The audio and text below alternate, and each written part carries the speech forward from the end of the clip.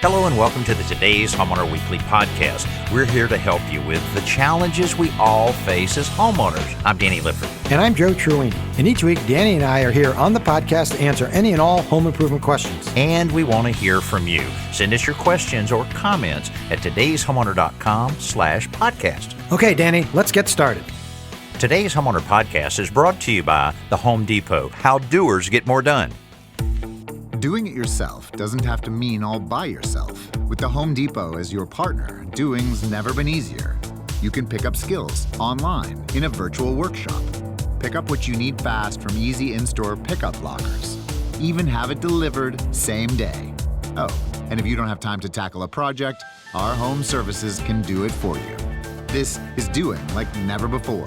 This is the Home Depot. How doers get more done.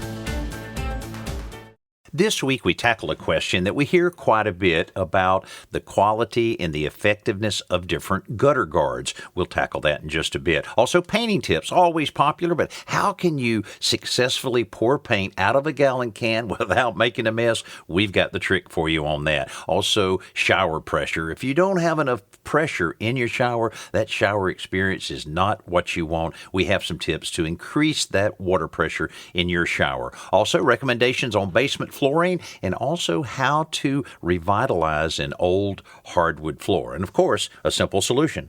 Danny, when you have a low voltage landscape light, sometimes they'll flicker or fail to light up even if the bulb is good. So I've got a simple solution how to fix that problem. Okay, we got a lot to cover, so let's get started. We want to help David that's in Rhode Island that has a question that a lot of people would want to ask right now about gutter guards. David, welcome to the show, and tell us all about it and some of your concerns. Yes, hello. I have been searching for gutter guards for a few years now, and it gets very confusing and overwhelming for me. I go to home shows. Of course, there's usually about 3 to 4 vendors, and of course, everybody says theirs is the best. You do Google searches. I've had one company come out. I like their product. I don't really like their sales pitch. So I live in the Northeast, ice, snow. I want something quality and that is going to stand up to the time factor. I was wondering if you had any suggestions for me. Okay. Well, we've certainly explored this over the years quite a bit. I actually did a television show where we compared a lot of the different gutter guards, and even did a segment on the CBS Early show a few years back. And it's hard to give a definite answer because what we've discovered is several things. This is just personal observation here. One, if your gutters are sized big enough, you rarely need gutter guards. So instead of a 4-inch gutter or a 5-inch gutter, step up to a 6-inch gutter with the same oversized downspout. That's what I did at my new home, and I'm amazed I haven't cleared but maybe one time just a little bit of debris out of my gutters because it flushes it right on out. So, but that only helps if you don't have gutters yet. Now, if you have gutters, I've also figured out that what works in Arizona doesn't necessarily work in Rhode Island because of the difference in that climate. And you talk about the sales pitch with these guys. I mean, that's a shame because they do turn it up, high pressure, buy now, all of this kind of thing, which I never have liked, and don't think that's necessary to sell a good quality product. But there are a lot of now. One that we've worked with a lot and that we've used a lot is called gutter brush. Have you seen or heard anything about gutter brush, David? I have seen the product. I wasn't a fan of it because it seems like pine needles. Well, first of all, I trim everything back away from the house, but we do get windstorms where leaves will blow in. My pine trees, I don't really like pine trees, so I cut them all down. I mostly have maples and oaks, couple poplar.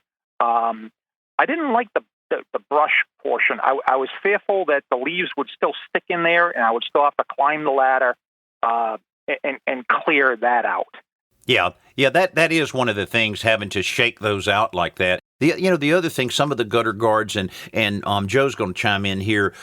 Joe, some of the things we've talked about before is how some of the guards are are covering the gutter so much Right. that you wonder in a heavy rain if that water's going to just jump right over the gutter, or, instead of being detoured down into the gutter like it should be. What are some of your thoughts on this, Joe, for David? Yeah, David, you're right. It's a little bit of confusion trying to pick out one that works, and they all work to a certain degree. Just a matter of, are they going to work, but I'm still going to have to get up there and clean the gutters, in which case, or clean the gutter guards, in which case, and why do I even have them? And so through the evolution of creating these gutter guards, what they found is the ones that drained the water the most efficiently, meaning the water comes off the roof, especially you're in Rhode Island, I live in Connecticut, so I assume your architecture is probably very similar to ours, where you have relatively steep roofs, so the water comes off those roofs pretty quickly and pretty fast. And so some of the gutter guards, in order to control that water, that have relatively large slots or holes in them so the water could go through it, obviously. Well, what happens is the larger the hole, the more debris it would trap. So then they started coming out with what are called micro screen gutter guards, which are beautiful because it just is exactly that. It's a tiny screen, usually stainless steel, and nothing gets clogged in it.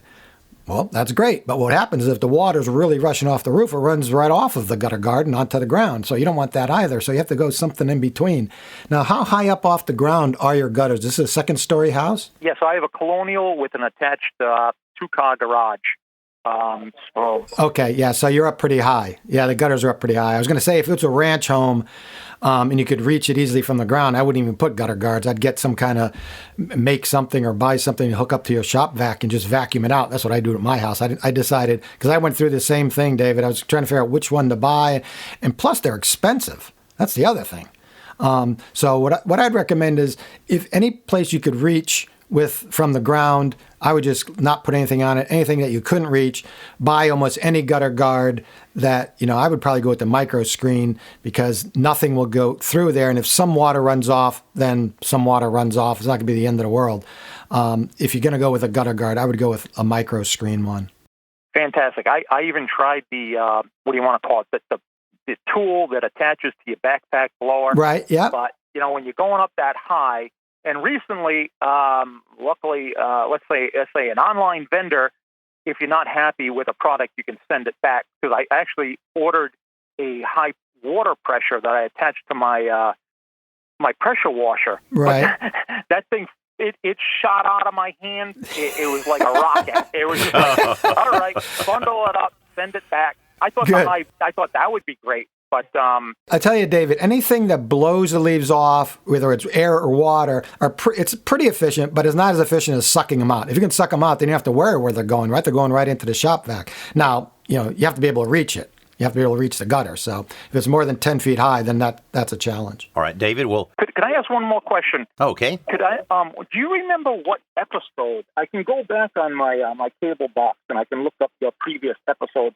Which one did you talk about these different gutter protectors?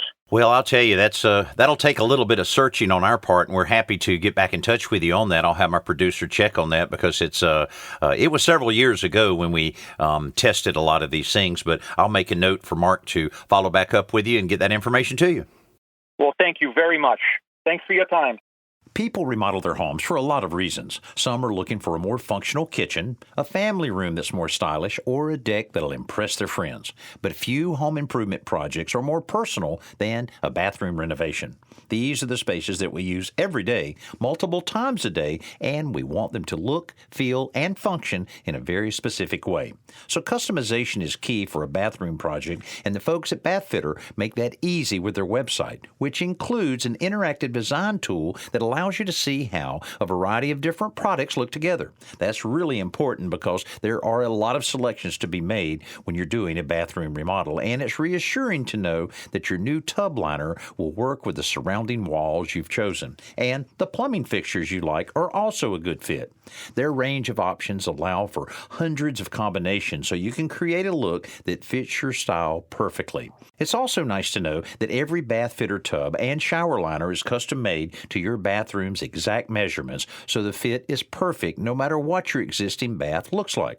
Plus, you can be confident that those products will be durable because Bath Fitter controls the process from start to finish by manufacturing their own premium acrylic sheets for their one-piece seamless walls and tub liners. So if you want a bathroom that's uniquely your own, check out Bath Fitter. You can find out more at bathfitter.com. Right now, let's head to Kentucky, see if we can help Shirley with some painting tips. Shirley, welcome to the show, and tell us what's going on there around your house. Well, there's a lot going on, but right now we're trying to do some painting, and I just wanted to know how you can pour paint from a large can without a big mess. Well, it can be quite a challenge. And when you're talking about a large can, are you talking about a 5-gallon or a 1-gallon? 5 gallon or 1 gallon? 1 gallon. Okay, all right. Okay. Shirley's checking with somebody there, I say. Yes, I am. Well, that's good for you. The one that does most of the painting. Well, good. You're the backup crew. You supply the painter with the paint. She's the foreman. Yeah, I'm the foreman. Perfect. Well, it is and has been a problem with the way traditional paint cans, are shaped and the little lip that it has around it, and it drips down the side. Well, they have come out now, and I don't know which brand, maybe all of them have spouts that are now built in to the top of the can that you're able to actually unscrew a opening and you have a little spout on it. But Joe, this is something that we've always tried to help homeowners with over the years, at different painting tips. What would you suggest, something real simple for Shirley to solve this problem? Shirley, I know exactly what you're talking about because I've fought with this for years, and it is a mess, especially when you open a brand new can of paint, of course, because it's filled right to the very rim. And I've got a couple of solutions. First, as Danny mentioned, they do sell little snap-on spouts, and I bought 2 of them, and they each work pretty well. There's one that's probably less than $1. It sort of looks, it's hard to describe it. It kind of looks like it's plastic and it's curved, and it kind of looks like the brim of a hat almost. That's the best way to describe it, like a thin brim of a hat, and it snaps on the lid of the can, and you can easily pour it. But then you have to remove it and clean it to put the lid back on, if you're continuing to paint. And then they also have one that's a large rubber lid that snaps down. It basically replaces the can lid, and it snaps on. It has a spout with a little rubber seal that goes on top of it. So you just pop it open, pour it out very easily. It's no harder than pouring milk from a gallon of paint. And then you snap the little lid on. And that works really great too. And you can leave it on until you're ready to put the paint away permanently. And I shared a simple solution recently showing how just with some painter's tape or masking tape, how you can form a little lip around the lid of the rim of the can, rather, after removing the lid and pouring that off. Now, that works best when you've already taken some of the paint out. But what I would recommend is if you're going to do a lot of painting, splurge, and for like whatever it is, like $6 or $7, get the kind that snaps on and covers the entire lid and has the built-in spout. Okay. Well, I thank you so much for helping me. Have your husband run to Home Depot right now before he makes a mess and get one of those snap-on lids. Okay. Sounds good. We're going to go shopping today. Good. Well, best of luck on that project. I'm sure it'll turn out great. If we can help you any other way, Shirley, let us know, and have a great weekend. Let's grab a couple calls that came in on today's homeowner hotline. So a lot of people will call, not leave their name or number or anything, but we want to make sure you get the answers that you want. Let's start with Teresa in Missouri. I am interested in how to increase shower pressure. Oh boy, I'll tell you what, there's a lot of things there that are very simple that you should try. And Joe, I heard someone talking about one of our simple solutions. See how I did that? See, I looped myself in on that. See? I like the way you did that, yes. So our simple solutions where they said that the pressure in their shower seemed to be getting less and less. And what it actually was is the corrosion in the shower head. And tell everybody how you can fix it with the miracle solution of white vinegar and a big Ziploc baggie. Okay, well, Danny's always sending me simple solutions that I should. So it's so kind of him. He's such a generous guy. So this particular simple solution was using white vinegar. What happens is, well, first, there are a couple of things you can do. You can remove the shower head and make sure usually has a little screen filter in it. You want to make sure it's not plugged up with any kind of debris, especially if you're on a well. It might be some sediment, essentially sand, that got through. So you want to make sure that's not an issue. And by the way, in this case, we're assuming Teresa just has low pressure in her shower, not in the whole house, which is a completely separate issue. So if it's just at the shower, suspect that it's the shower head, especially if the sink is fine and the toilet's fine and the tub is fine. It's probably the shower head. And you want to clean it out, and then you want to, if there's mineral deposits, you can soak it in white vinegar. And there are a couple ways to do that. You could just remove the shower head and put it in a pot or a bowl with some white vinegar and let it sit overnight.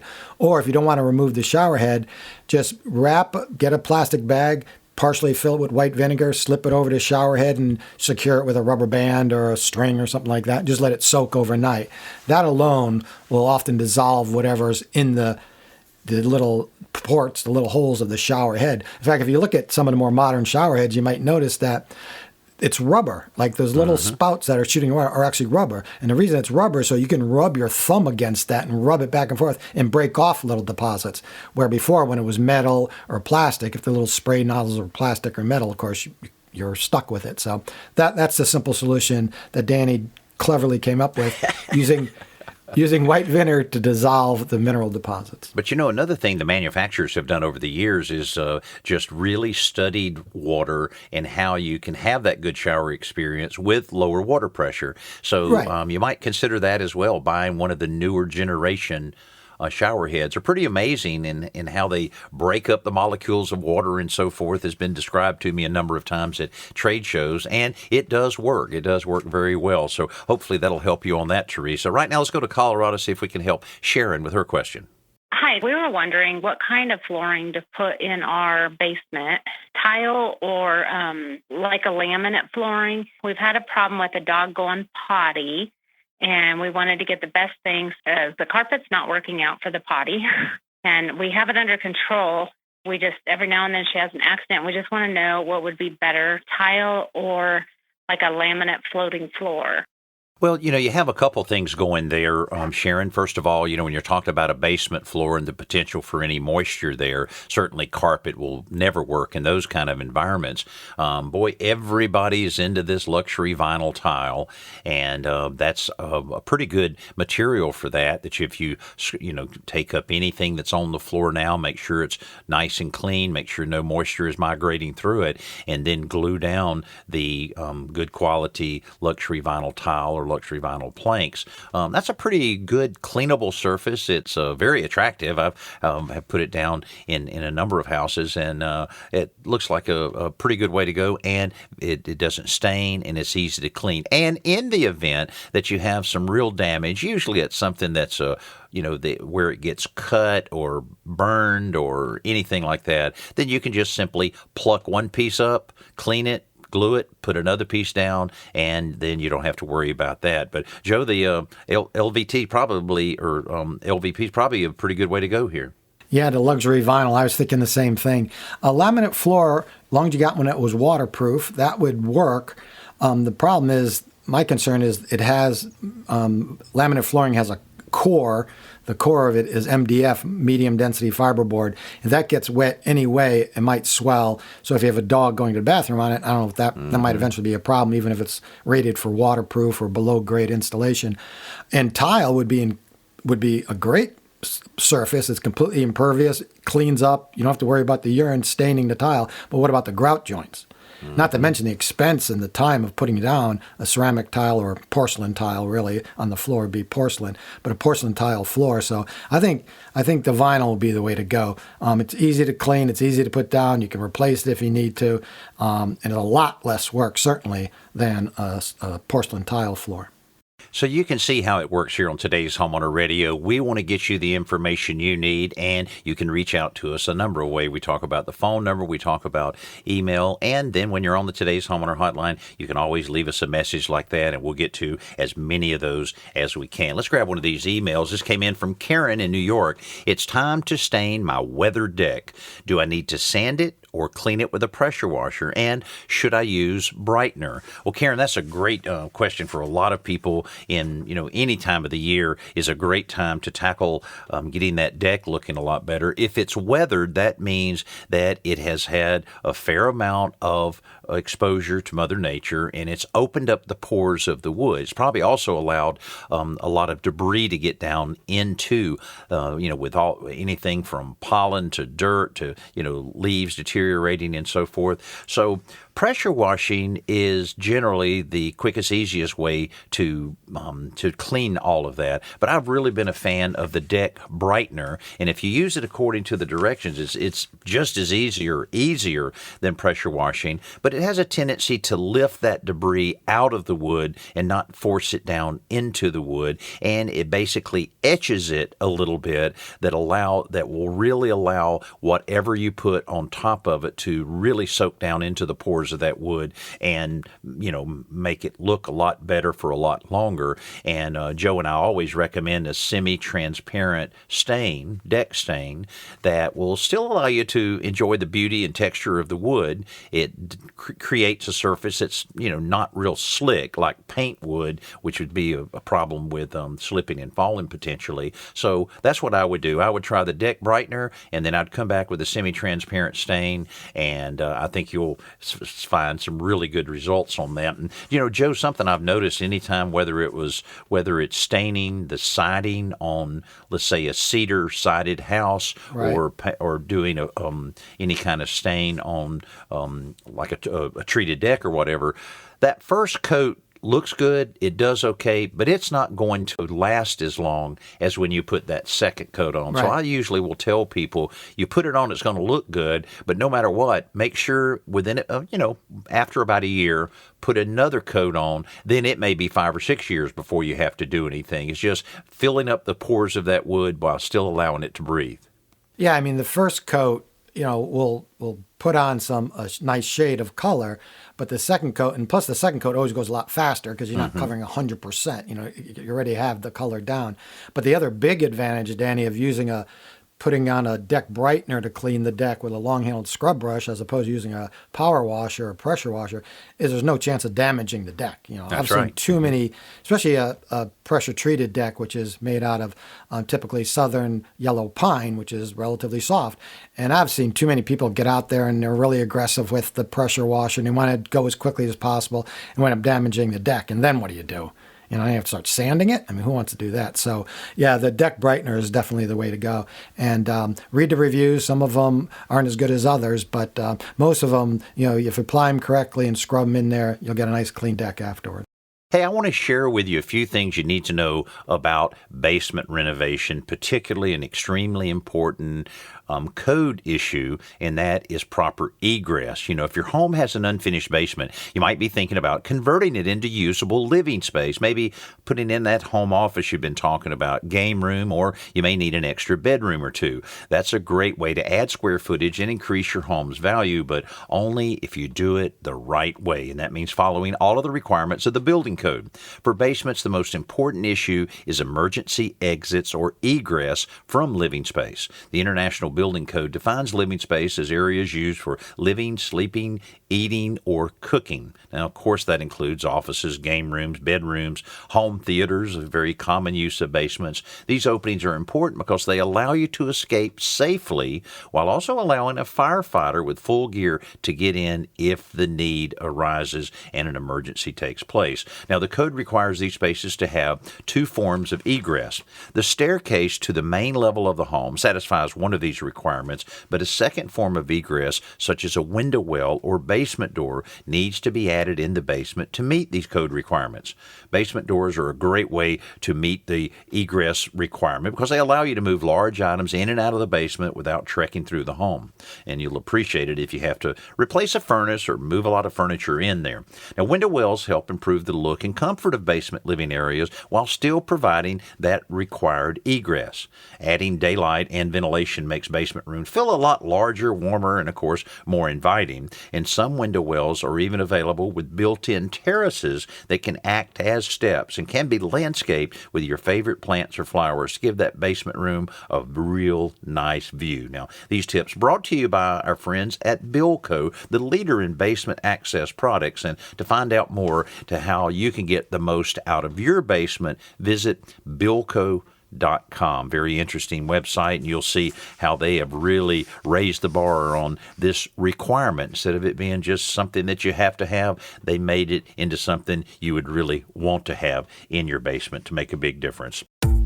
Doing it yourself doesn't have to mean all by yourself. With the Home Depot as your partner, doing's never been easier.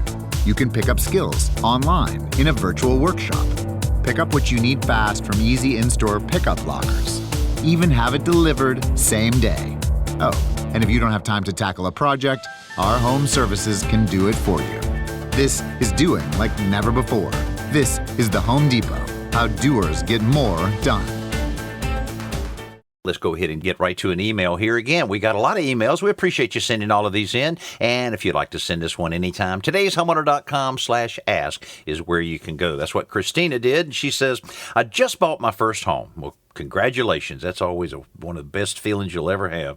This was built in 1957. The original hardwood floors appear to be in pretty good shape, but they're grungy and dirty looking. What's the best way to clean the floor without causing any damage? Thanks for any suggestion that you might have. Well, Joe, sometimes I hesitate to recommend renting a polisher, a floor polisher, because they can be a little tricky to use, but boy, are they so effective if you have an empty room there and you're able to get the hang of that thing, and it's just, orbital, it spins, it's orbital, and right. You're able just to go along there with the right pad. Boy, that takes a lot of that elbow grease away from the whole process. Yeah, it does. And if she wants to test because there's lots of floor cleaning products available. If you wanted to test one in a small area, Danny and I have had great luck with a line of products from a company called Rejuvenate, and they have one called Professional Floor Restorer. So it not only cleans it, but it also hides any scratches, and so you could try that in a small area. Or if you want to try a homemade cleaning solution, you can add a cup of white distilled vinegar to a gallon of warm water and just use that to scrub the floor and see if that works. But I would at least try one of those, either a product, this homemade solution first. And if it cleans it up and it looks okay, then continue. If not, then you might have to go to renting a machine.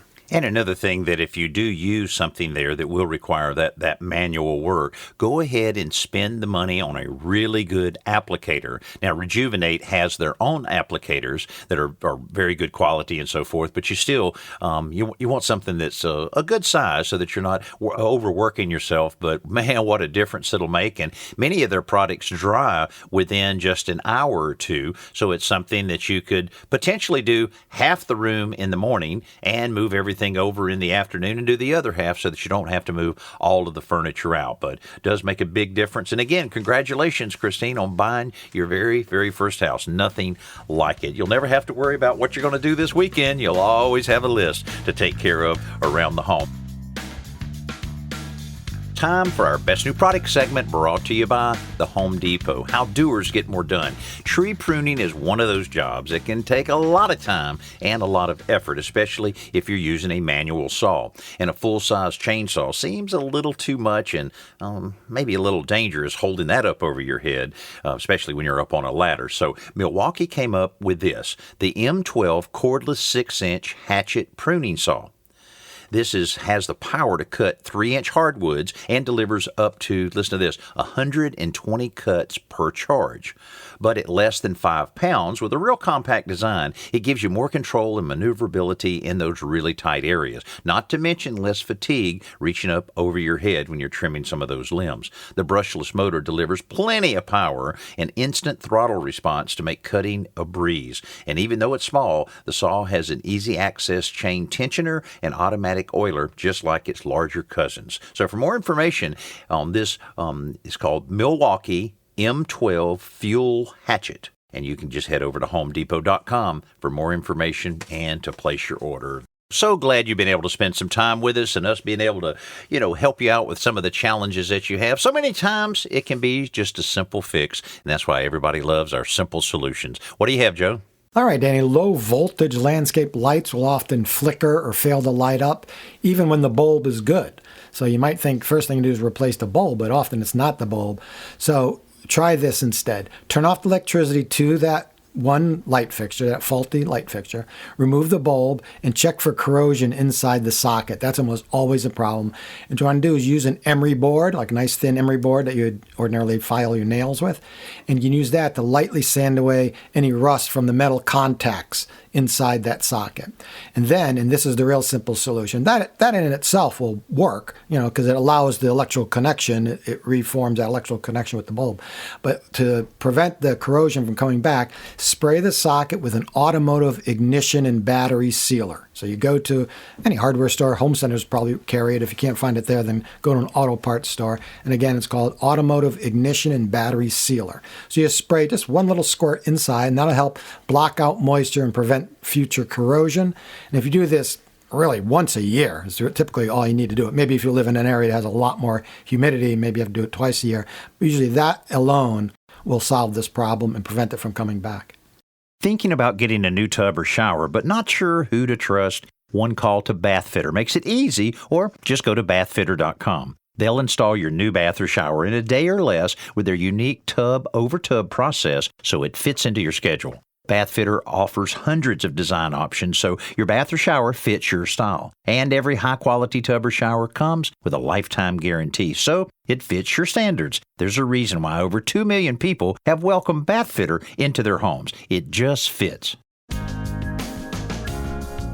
Now it's time for our podcast question of the week. We'd love for you to send us a question by simply going to todayshomeowner.com/podcast. This came from Linda Thompson in Texas, and she says, I have a cover over the back portion of my home.